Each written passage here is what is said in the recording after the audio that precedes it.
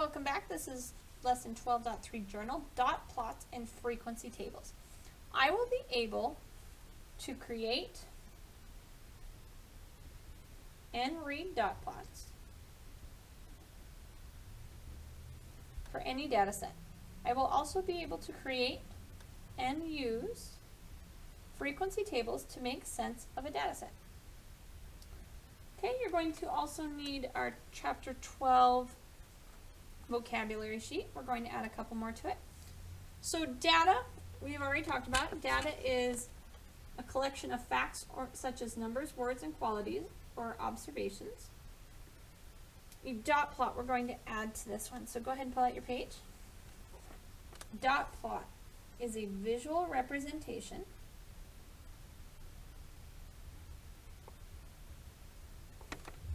of data by placing a dot, dots, or X's above a number line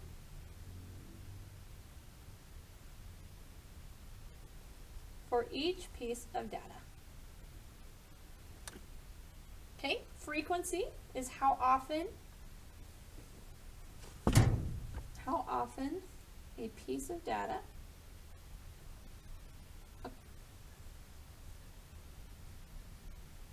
what was I trying to say? Oh, let's not put piece there. How often a certain data point occurs in a data set. And a frequency table is a table that lists the data pieces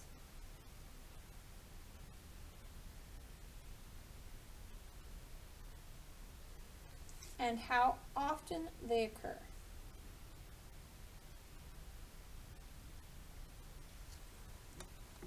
Okay, let's see. Okay, relative frequency is the frequency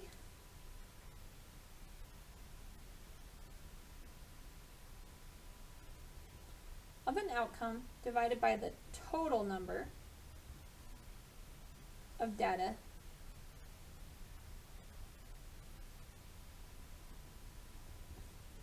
and often written as a percentage. Alright, that's all for our vocab words. Let's go back to our other page. So Melanie asked every student in her class how many cats they had as pets. The following is a list of her data. So we've got all of this data. We're going to create a dot plot and a frequency table to represent her data. So let's first look at the data. We have 0 is the lowest number I see. 6 is the highest.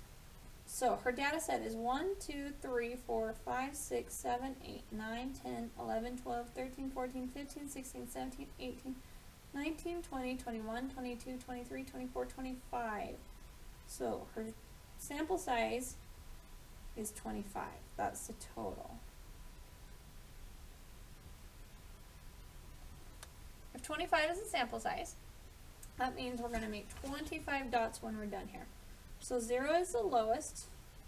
1, 2, 3, 4, 5, 6. We can list all these. Now we need to have labels on this. What does this represent? Well, it's the number of cats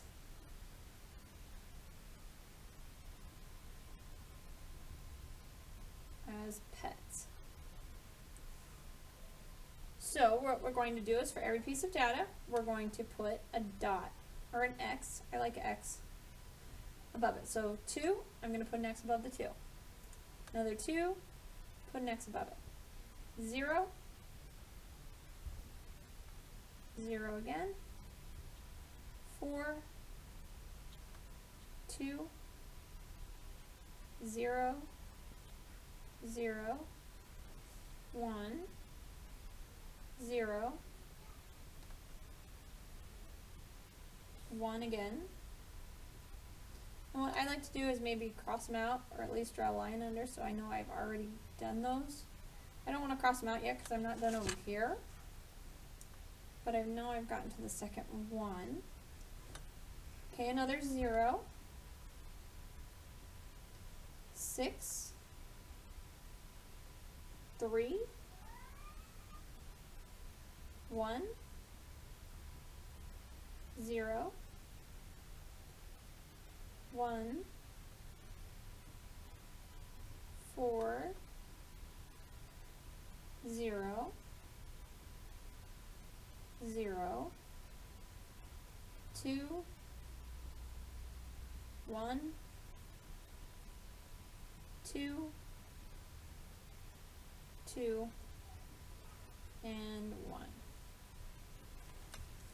Okay, now to make sure I didn't miss any, I'm just going to count my X's and make sure I have 25. 1, 2, 3, 4, 5, 6, 7, 8, 9, 10, 11, 12, 13, 14, 15, 16, 17, 18, 19, 20, 21, 22, 23, 24, 25. Okay, that means I'm less likely to have skipped anything. So that's all there is to a dot plot. Now I can look and say, oh, there was one person who had 6 cats. There were 1, 2, 3, 4, 5, 6 people that had 2 cats, and it looks like 0 cats was the most popular out of all the people in the class. So, a frequency table, we list the number of cats. So 0, 1, 2, 3, 4, 5, and 6. So the frequency is how often it occurred.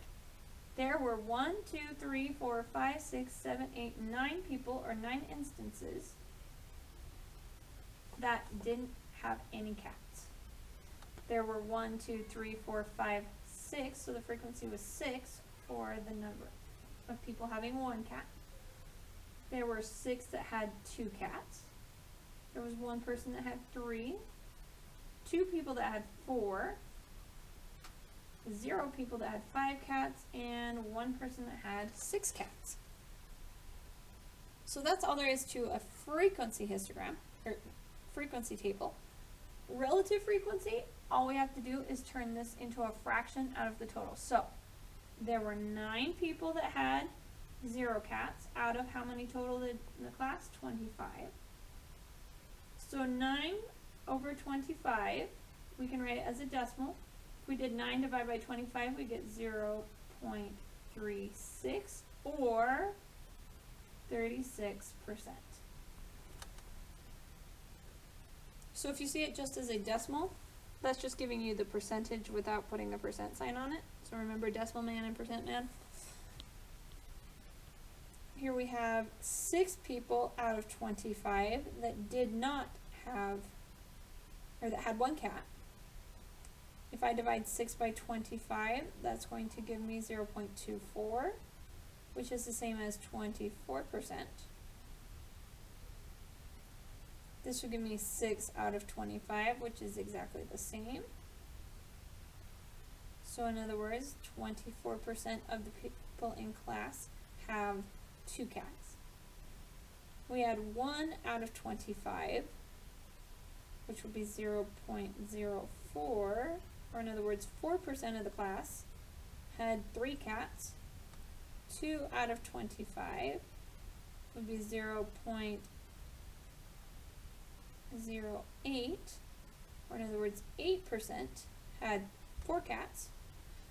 0 out of 25, or in other words, 0% had 5 cats, and there was 1 person that had 6 cats, which would be 0.04 or 4%. And now if we were to add this all up, we would get 100% because that was every person in the class. You could also say 0% had 7 or 8 or 9 or 10 or 100 cats. But we really are only interested from the lowest value to the highest value, which is why this only went to 6. Alright, so which number of cats had the highest frequency? 0. Because 9 had 0 cats. 9 people had 0 cats. What is the relative frequency of having either 1 or 2 cats? Well, now we got to put those together. So 1 or 2 cats, that would mean 24% plus 24%. So in other words, 48% of her class have 1 or 2 cats. Alright, let's look at this next one. Each X represents one student, and this is the hours spent reading. So we have fractions here. So our lowest amount was 1 hour. Then we had 1 1/4 hours, 1 1/2 hours, 1 3/4 hours, 2 hours, 2 1/4, 2 1/2, 2 3/4, and 3. That's all the information we have. So the frequency is how often. Now this is easy. We didn't have to put the data on the dot plot. All we have to do is read it. So kids that spent 1 hour reading, we had 1, 2, 3 students. We had 1 student who read 1 1/4 hours. We had 2 students who read 1 1/2 hours. 4 students who read 1 3/4 hours. 2 that read 2 hours. 3 that read 2 1/4 hours. 1, 2, 3, 4, 5 that read for 2 1/2 hours. 2 students that read for 2 3/4 hours, and 4 students that read for 3 hours. So the relative frequency, let's figure out what the sample size is here. So our sample size is how many total? Sample size is 1, 2, 3, 4, 5, 6, 7, 8, 9, 10, 11, 12, 13, 14, 15, 16, 17, 18, 19, 20, 21, 22, 23, 24, 25, 26. I'm going to count that one more time just to make sure. 3, 4, 5, 6, 7, 8, 9, 10, 11, 12, 13, 14, 15, 16, 17, 18, 19, 20, 21, 22, 23, 24, 25, 26. Okay. So 3 out of 26 read for 1 hour. So we're going to use a calculator to figure these out. So my relative frequency here, 3 divided by 26. Not that you couldn't do it by hand, but we're going to round it to the nearest hundredth. 3 divided by 26, and we get 0.1153, so to the nearest hundredth would be 0.12, or about 12%. Not perfect, but close enough. Rounded to the nearest hundredth. 1 out of 26. 1 divided by 26 equals 0.038, so rounded to the nearest whole, that's about 0.04, or about 4%. 2 out of 26.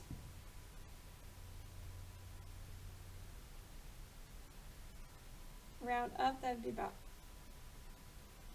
8/100ths. I really should be putting about, so this means approximately, not exactly, but close enough. So this would be about 8%. 4 out of 26 is about, rounded to the nearest hundredth, about 0.15, or about 15%. Okay, this one's the same, we've already done it, so 2 out of 26 is about 0.08, which is about 8%. 3 we've already done, so 3 out of 26 was about 12%.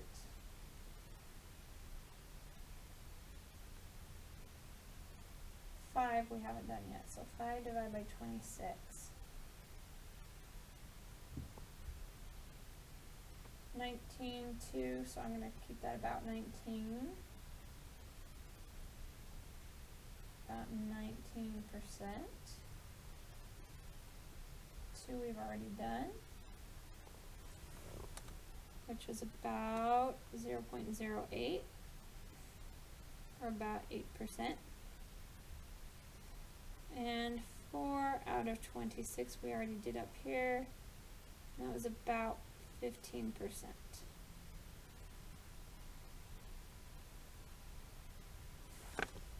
Okay, now if I was asking questions about what percentage of the class read 2 or more hours, well then we could take these and just add these percentages up and tell about how many read 2 or more hours. Or we could total it and divide it out of 26.